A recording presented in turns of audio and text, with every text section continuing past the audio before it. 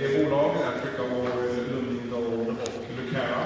Vi tänkte faktiskt göra så att vi håller ganska kort ikväll, så att de 3 vd:arna här har tydliga instruktioner om att köra max 20 minuter. Så vi kör igenom de här 3 bolagen. Och så kan vi givetvis ta frågor till allihopa efteråt. Och sen så går vi in i rummet bredvid här och äter lite smörgåsar. Så finns vi kvar som går bra att fortsätta prata med oss och ställa frågor. Så också det ska bli en informativ kväll. Och med det så vill jag lämna över till Lukas Rubin som tänkte introducera bolaget. Tack. Tack så jättemycket, Robert. Funkar det? Kan ni höra? Ja, det funkar. Okej. Jag tror det här damer och herrar här ikväll. Och så det är intressant för att se intressanta bolag här som representerar ikväll. Tidigare som representerar Africa-oil. Det tror jag att det var lite upp och ner med Africa-oil. Men nu har vi faktiskt ganska mycket pengar i bolaget och hittat 1-2 miljoner fat av olja. Så jag tror det är mycket saker som kan hända under nästa 6-9 månader. So Keita said, it's going to be a lot of excitement after all over the next 6 to 9 months. We have the company's cashed up, so we're in pretty good shape.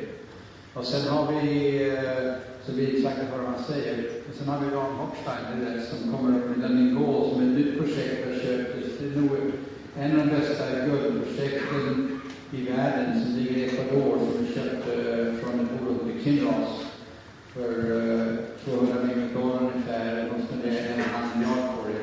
Så vi tror att det är mycket potential där, och nu gör vi en studie på det och sen kommer det produktion. Och Ron här köper om och bor i Keita för att snacka om det. Och sen har vi sen Lucara som alla känner till. De går i ganska nytt bolag i Sverige, ett nytt bolag för oss också. Vi har bara på med det i 6 månader. Och nu så sen kommer Lucara som vi känner, alla känner kanske inte bättre, med William Mann. Och det var ett fenomenalt projekt. Jag tror att diamantgruvan vi har nog den rikaste diamantgruvan per karat i världen. Vi får ungefär $600 per karat i omsättning vi säljer, och det kostar ungefär $100 att producera. Så vi tjänar mycket pengar på det. Jag ska säga, what's the average sell per carat in the world again? Say it of mine, $200? 100. Så vi är 6 gånger rikare än en normal diamantgruva i världen. Så jag vill inte snacka våra stora igen och hitta massa stora diamanter hela tiden. Men det ska vi börja med Keita här. Keita.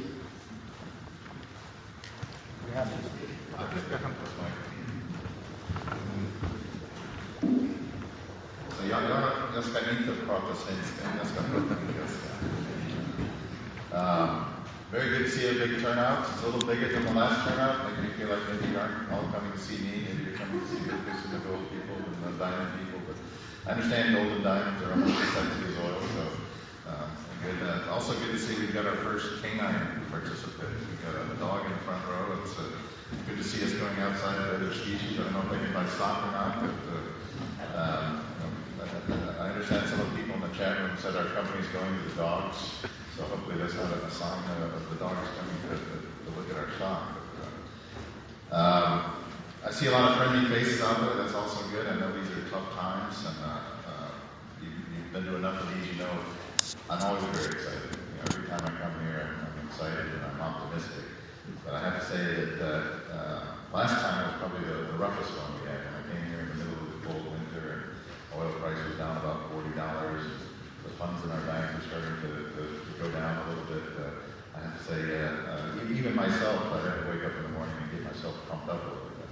But now I think we've turned the corner. I think we're actually starting to see everything come back up. We're seeing oil price starting to move. We're starting to see more interest in the sector, and I think our time is coming. Lucas says 6 to 9 months.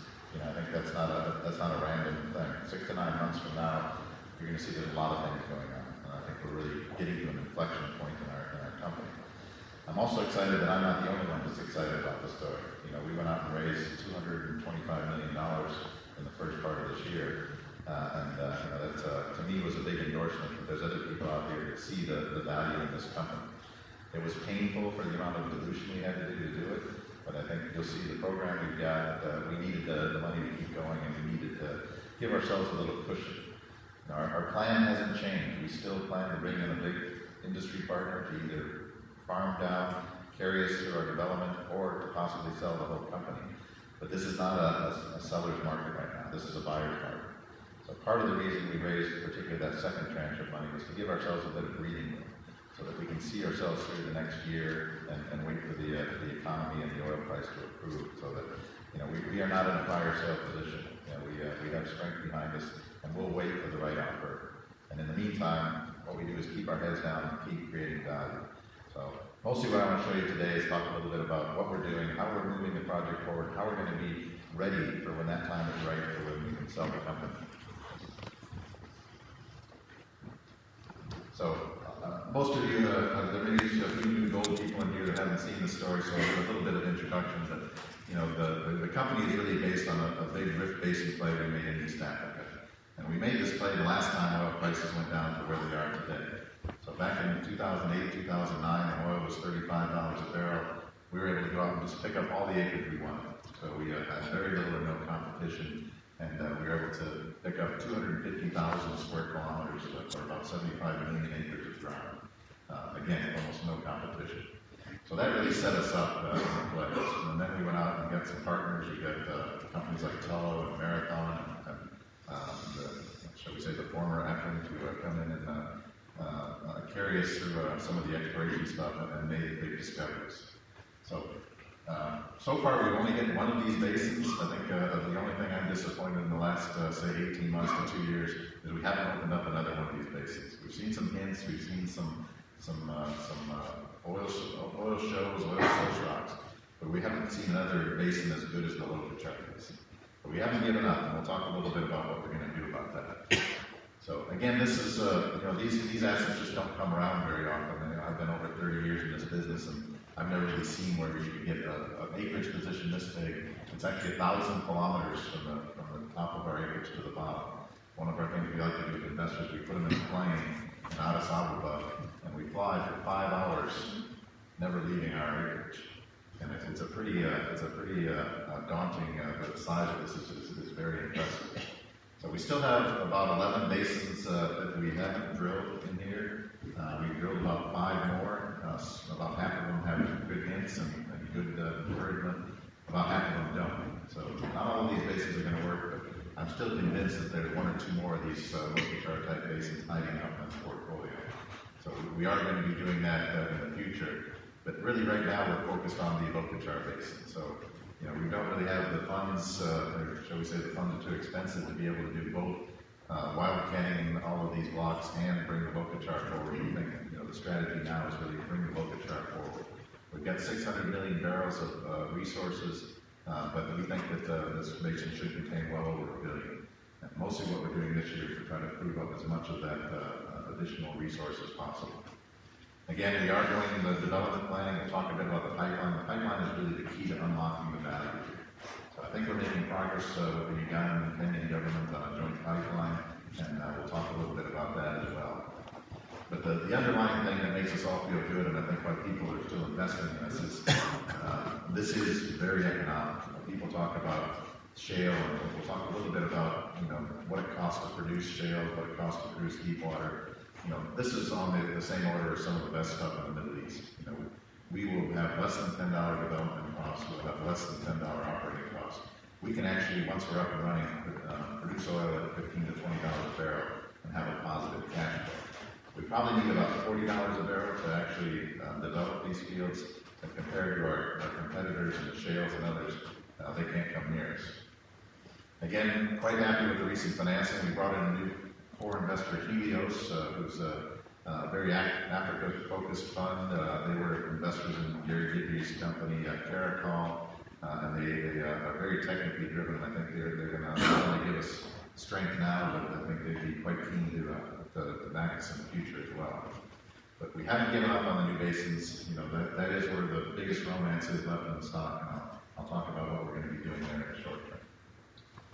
But really what we're focused on this year, this is not a coincidence what's on this list. We've been kind of passively and sometimes more actively talking with a lot of big oil companies over the last year, and what we get from them is this is what they want to see. If they're going to come in and either buy us out or do a farm-in deal, these are the boxes they need ticked off.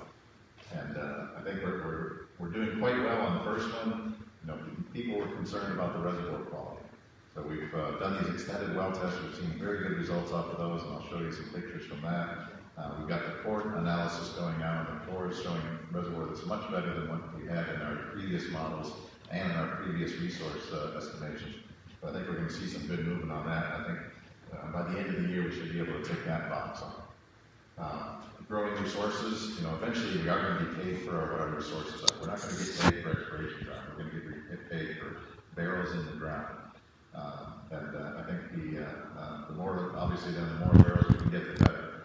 We have been growing resources every year, and I'll show you a little bit about that. But I do believe with what we've got going now, I think there's a very good chance we should get near to 1 billion barrels of a 2C contingent resource by the end of this year. But again, the key is to really move the development forward. I think, again, we're not going to get full value on this field until we can show people that there's an outlet for this crude. A lot of people look at Uganda. They found oil 8 years ago now, and they're really no closer to developing it, and it's because they don't have a pipeline. So to me, this is number one on my list right now, is to get this pipeline sorted out, and I think that's what's really going to help add the value. So again, the Lokichar Basin, very successful, big basin bounding fault. We have these string of pearl prospects that we drilled. We drilled 7 of them in a row successfully. This is where most of our volume, in fact 70% of our volume is in these 2 fields right here, Gambia and Amazon. So this is really good stuff. We do have some fields on the other side, which I think will be good contributors once we're up and running, but the development's going to be focused on these 2 fields right now. So both of these fields have extended well tests going on them now. The results of this were well above our expectations. Normally we've been talking about having to pump these wells, and we might get 1,000 barrels a day if we're lucky out of these wells, but these flowed naturally at 6,000 barrels a day each roughly. And I think this is not a reservoir issue. I think this is a completion issue. I think we're finally completing these wells properly. We're drilling them with oil-based mud. We're running the pumps. We're doing the completion without killing the wells. But I think what we're seeing is this is the real native ability of these reservoirs. We're just getting ready to do Gambia. Next week we'll start flowing the Gambia wells, and we're hoping to see the same type of results as that. And that will be a big factor for us. 65% of our development cost is drilling. If we can drill less wells to get the same flow rates, cut our capital costs down, it really has a very positive impact on the economics. Again, very good flow rates, and these naturally flowed. They didn't need pumps, so that's a good reflection of the reservoir. It's going to have knock-on effects on other things like recovery factor as well. Again, the appraisal wells, we've had 8 wells now drilled, all successful. Every one of those wells is going to add resources. None of those have been put into our current resource estimate, so especially the recent one in Nicolas, we are going to be adding some significant resources there. And again, core analysis, this doesn't sound all that sexy, but we have a chance to maybe do a 20 to 25% increase in resources just by the data we get off of our core analysis. So this is taking the water saturations, the permeabilities, and applying those. 3D seismic has been really a key to unlocking all of this, and we're still working with that. I'll show you some examples of things we've got on the 3D and some of the deeper targets. These blobs out here that we were able to prove at the Nicolas well. We will be starting to follow those up as well. Again, the extended well test, we actually drilled the original Amazon 1 well, then we drilled the second Amazon 1, and then we sidetracked it here. The idea was we wanted 2 wells that were on development spacing 500 meters.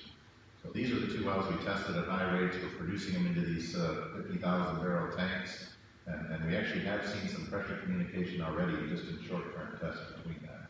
So we're flowing these zones right now. Zone 4 is flowing out of this well, and it's been doing quite well, and I think we'll be seeing results of this over the next couple of months, but so far everything, no pressure drop, no significant water influx, everything seems to be doing quite well.